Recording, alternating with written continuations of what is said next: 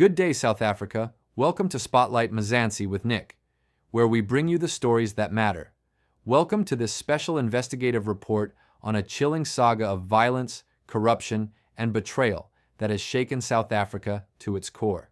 Today, we delve into the dark underbelly of organized crime, focusing on two notorious figures, Vusi, Cat Matlala, and Katiso, KT Molefe.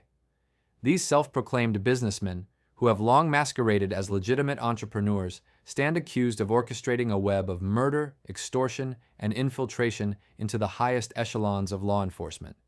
Fresh revelations from the Madlanga Commission of Inquiry have exposed how their arsenal of firearms, including a deadly AK-47, has been forensically linked to at least 18 murders and attempted murders, painting a picture of ruthless kingpins who have left a trail of blood across Gauteng and beyond. We'll uncover their sordid backstory, the heinous crimes they've been tied to, and the shocking interference that allowed them to evade justice for so long. This is a story of greed, power, and the urgent need to dismantle such criminal empires before they claim more innocent lives. Let's start with the backstory of these two menaces. Vusi Cat Matlala, a 49-year-old from Pretoria, didn't emerge from nowhere. His criminal roots trace back to the early 2000s, when he was involved in cash-in-transit heists and house robberies, petty crimes that quickly escalated into a full-blown empire of terror. Matlala's big break came through corrupt tenders, particularly in the healthcare sector. He partnered with figures like Hangwani Morgan Maumela to manipulate procurement systems at Tembisa Hospital, siphoning off millions through shell companies and rigged bids. This wasn't just fraud, it was a gateway to murder. When whistleblower Babita Deokaran flagged suspicious payments totaling up to 70 million rand linked to Matlala's operations, she was gunned down in a brazen assassination outside her home in 2021. Though not directly charged in her death, Matlala's name loomed large in the investigations, as frozen payments mysteriously resumed after her killing, funneling cash straight into his pockets. Matlala's ascent was fueled by a toxic mix of violence and connections.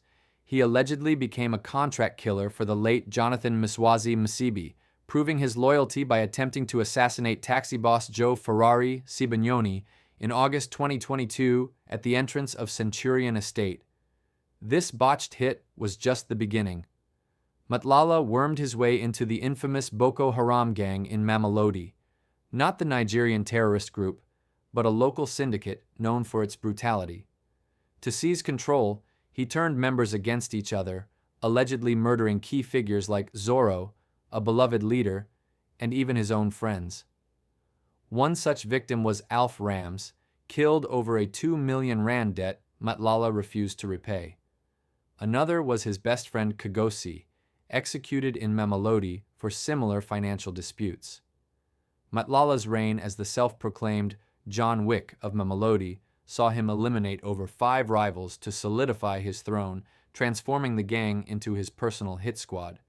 Enter Katiso, KT Molefe, Matlala's equally vile counterpart and alleged collaborator in a gun-for-hire syndicate. Molefe, often described as a shadowy businessman, shares a similar trajectory of corruption and violence. Arrested multiple times in 2025 for murders, including that of Vereniging engineer Armand Swart, Molefe's operations intertwined with Matlala's through shared firearms and hitmen. Together, they allegedly ran a network that targeted rivals in the taxi industry, entertainment world, and beyond. Molefe's arrests stemmed from ballistic links tying his weapons to high-profile killings, but like Matlala, he benefited from alleged protections within the police force. Their personal lives were as twisted as their crimes. Matlala's relationships were marked by jealousy and violence.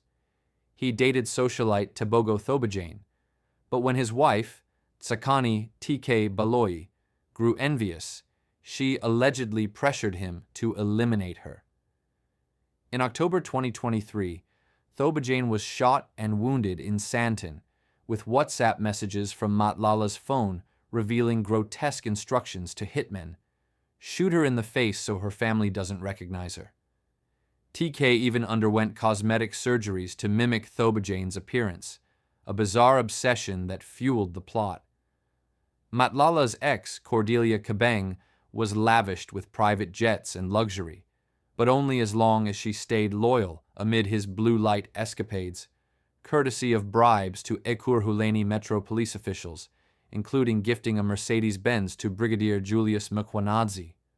The Mr. Matlala, Cat Matlala, Vusi's Cat Matlala, is one fellow that has been enjoying too much privilege from the law enforcement. And the typical example is that one of, or at least few of his vehicles, not talking about the number, but it's a couple of them, 4 or 5, the number will be confirmed through the report. His personal vehicles were registered by the Deputy Chief of Police at Ekurhuleni, that is Major General Mkhwanazi. He facilitated the registration of these Mr. Matlala's vehicles under the municipality as if they are municipality official vehicles, utilizing the funds from the municipality of Ekurhuleni. So the vehicles then belong on record, when you test them on the system, they reflect as if they belong to municipality. It did not end there, commissioners. He took these vehicles and he caused the municipality to take the blue lights that belongs to municipality. The blue lights are supposed to be for the law enforcement vehicles within municipality. And he fitted those blue lights in these vehicles. And these vehicles were then given to Mr. Cat Matlala. I must indicate, in terms of the Traffic Act, the only authorized bodies to be able to drive with blue light on the streets are law enforcement. They are the only one authorized by law to make use of these blue lights. Molefe's entanglements were no less sinister. He was implicated in the kidnapping of Pretoria businessman Jerry Boshoga, who remains missing, and shared hitmen like Musa Kakana and Floyd Mabusela with Matlala. Their syndicate extended to politicians, with Matlala funding campaigns and events for figures like Police Minister Senzo Mchunu through associates like Brown Magotsi. In exchange, task teams investigating them were disbanded, dockets stalled, and contracts awarded, such as Matlala's 360 million rand South African police health tender, which netted him 50 million rand despite fraud flags. Now, to the explosive developments from the Madlanga Commission, which began public hearings in Pretoria this week. Chaired to probe alleged political interference and criminal infiltration of the police, the inquiry has laid bare how Matlala and Molefe's operations were shielded by corrupt officials. Commissioners, you will recall I had mentioned during the press briefing, and it is a public knowledge already, that in one instance, Mr. Cat Matlala was found with a cell phone inside prison, inside the correctional facilities. For obvious, he was not supposed to be in possession of such, and such a cell phone was facilitated by individuals within correctional service to get to him because they have access to it. But I must thank the Commissioner of Correctional Services, because on a day when we addressed the nation on the 6th of July, the Commissioner called me because after watching the address, he felt that he must send officials, the credible correctional service officials, to go and inspect this detained person, Cat Matlala, and to go and inspect his cell and search him. It is when they did that, on the direction of the Commissioner of Correctional Service, that they found the cell phone.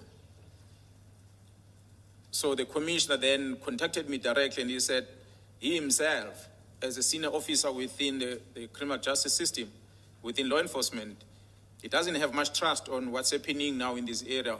And he says Sure, for sure, someone brought in this cell phone and facilitated for this cell phone to get to the suspect or the detained person inside. And I must make sure that I send someone I trust to go and fetch and collect this cell phone. So that's when the team, GCI Ops team, went to correctional facility and they collected that cell phone from Mr. Cat Matlala. And I'm not going to get into the details then what was extracted on the phone, but the mere fact that he had the phone inside the correctional facility, it then implicates some officials within the system. But fortunately, it's the same department with the credible officials that are working within the system, supported by the commissioner that help us to retrieve that phone.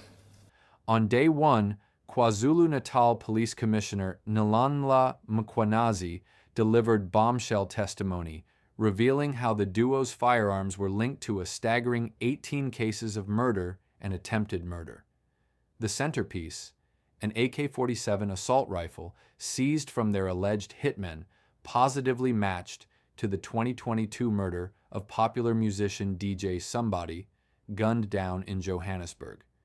This same weapon was used in the killings of DJ Vintos, engineer Armand Swart, Don Tindleni, and Upa Sefoka, as well as attempted hits on taxi boss Joe Sibagnoni and DJ Vettis. Mkhwanazi detailed a timeline of sabotage. In December 2024, Molefe was flagged in Swart's murder, leading to his arrest alongside searches of Matlala's home. By January 2025, WhatsApp chats showed Mkhwanazi assuring Matlala that the political killings task team was dissolved, halting probes.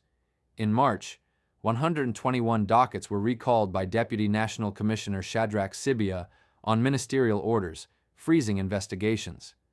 Matlala's police contract was cancelled in May 2025, but not before he pocketed millions. His arrest followed, with phones revealing ties to high-ranking officials. On day two, Mkhwanazi expounded on infiltration. Matlala's vehicles were registered to Ekurhuleni municipality, and Metro officers aided his crimes, including blue light privileges. He fingered Ekurhuleni Metro Police boss Fadil Adams and others in bending rules for these kingpins. The commission heard claims of a broader syndicate, with Matlala and Molefe allegedly burning Tembisa Hospital to destroy evidence and even killing for personal grudges, like TK urging Matlala to murder her baby daddy over a surname dispute. SAP's spokesperson, Athlenda Mate, confirmed the ballistic links, noting the firearms ties to other serious crimes, emphasizing that the case count could rise. Molefe appeared in court this week on murder charges, while Matlala was denied bail, a small victory, but one that underscores the depth of their entrenchment. These revelations are not just about two criminals. They expose a systemic rot. Matlala and Molefe, with their lavish lifestyles funded by stolen public money, have terrorized communities, from Mamelodi streets to high society events. They attended DJ Somebody's funeral, with bodyguards, mocking their victim's family. Their actions have eroded trust in the police, with task teams disbanded and dockets vanished to protect them.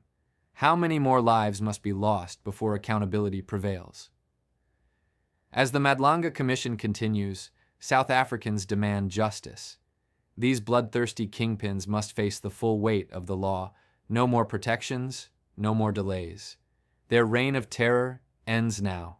For the victims' families, for the whistleblowers silenced, and for a nation weary of corruption, it's time to claw back integrity.